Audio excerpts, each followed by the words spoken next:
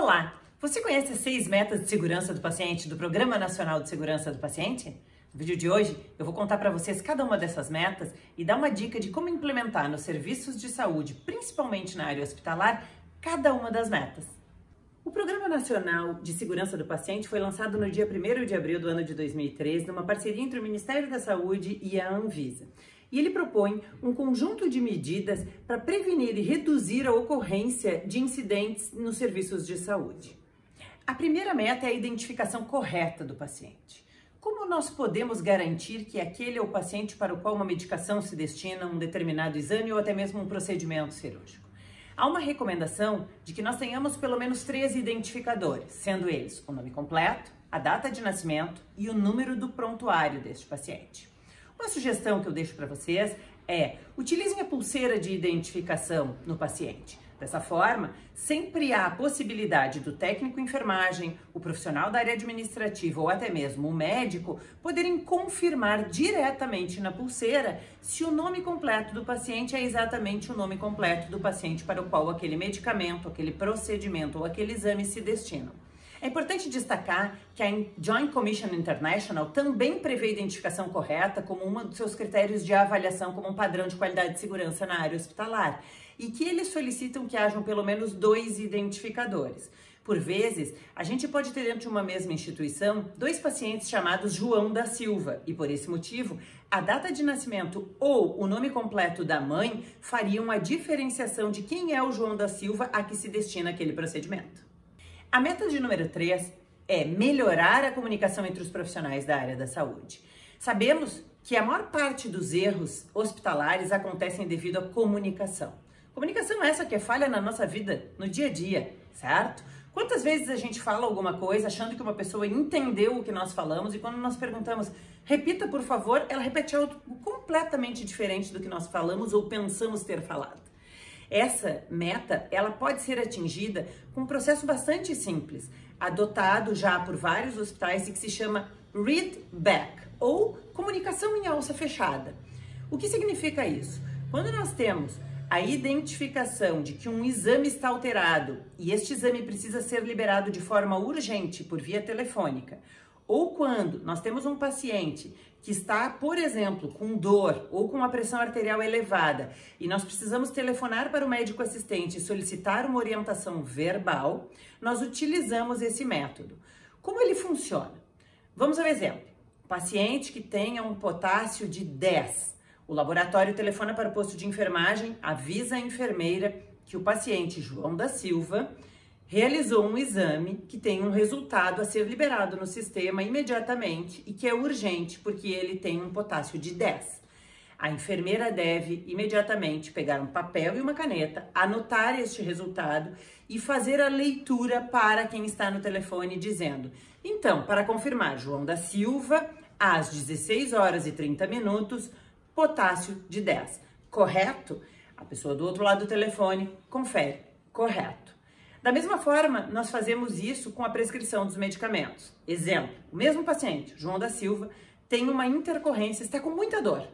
Ele, então, chama a enfermagem que avalia, telefona ao médico e diz: doutor fulano, eu estou aqui com o paciente João da Silva que está com muita dor. Ele tem prescrito para dor os seguintes medicamentos. Posso executar algum deles? E o médico diz: sim, você pode dar um comprimido de Tilex 30 mg para ele agora. A enfermeira, por sua vez, responde: ok, doutor, vou repetir. A sugestão, então, que o senhor acaba de me dar é: prescreva um comprimido de 30 mg de Tilex para o paciente João da Silva. Correto? Correto.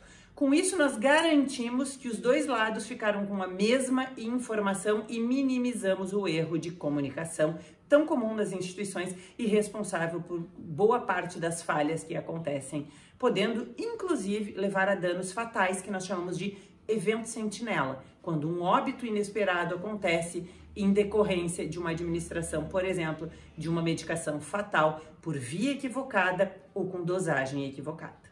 A terceira meta do Programa Nacional de Segurança é melhorar a administração dos medicamentos. Nós sabemos que nos Estados Unidos, anualmente, acontecem 400 mil erros de administração de medicamentos. E destes, 7 mil são erros fatais, um número bastante expressivo, e por esse motivo faz parte do Programa Nacional de Segurança do Paciente o cuidado a todo tempo com a prescrição e com a entrega da medicação para esse paciente. São considerados erros e que podem acarretar problemas na segurança do paciente, não apenas o erro de via ou de administração de dosagens equivocadas, mas sim também o atraso na entrega da medicação ao paciente.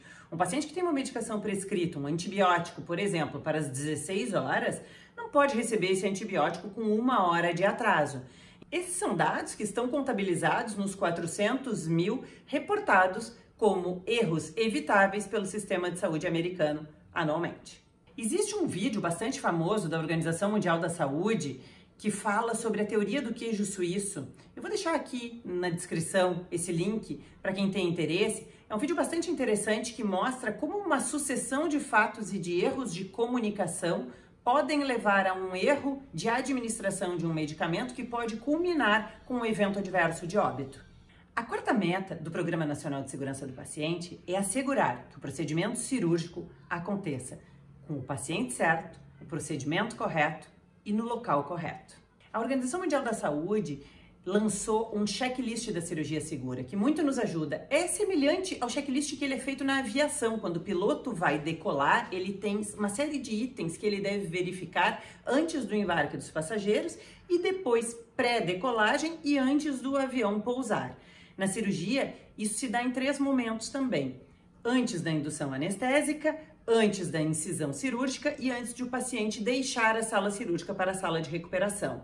É extremamente importante que toda a equipe esteja familiarizada, pois nesse checklist há perguntas bastante simples como identificação da equipe, onde o cirurgião diz o seu nome completo, se apresenta, o auxiliar e todos os circulantes da sala. Mas também há perguntas como: sabemos qual a tipagem sanguínea do paciente? Será necessário utilizar sangue nesse procedimento? Se sim, o sangue está disponível? Utilizaremos órteses ou próteses? Se sim, esses materiais estão disponíveis e em sala? Há exames para serem colocados dentro da sala que são importantes? Por exemplo, um raio-x, uma tomografia ou uma ressonância magnética? Tudo isso é feito em equipe.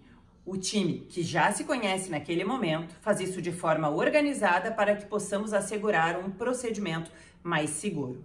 A quinta meta do Programa Nacional de Segurança do Paciente é a meta de higienização de mãos para prevenção de infecções. Bastante importante que todos os profissionais, os pacientes e também os familiares, ao entrarem em uma área hospitalar, saibam como fazer. Porque não basta saber que temos que fazer a higiene de mãos para prevenir infecção, mas nós temos que saber quais são os momentos em que isso deve ser feito e quais são os passos que devem ser tomados.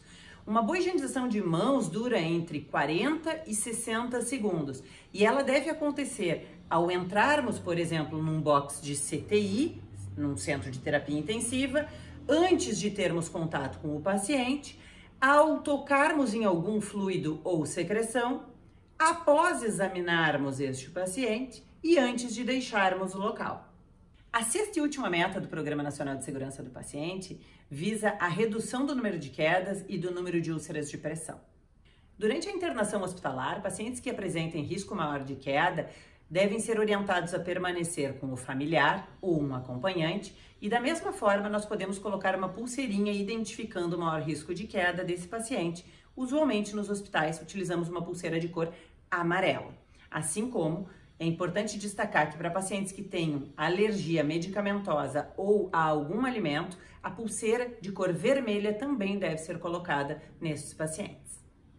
Assim que identificado um paciente com um risco maior para uma úlcera de pressão, imediatamente o protocolo de mobilização desse paciente, troca de decúbito, deve ser instalado, bem como, se necessário e disponível, a instalação de colchão piramidal e algumas outras medidas de prevenção de úlcera de pressão. Pelo vídeo de hoje é isso. Compartilhe com quem você acha que possa ter interesse.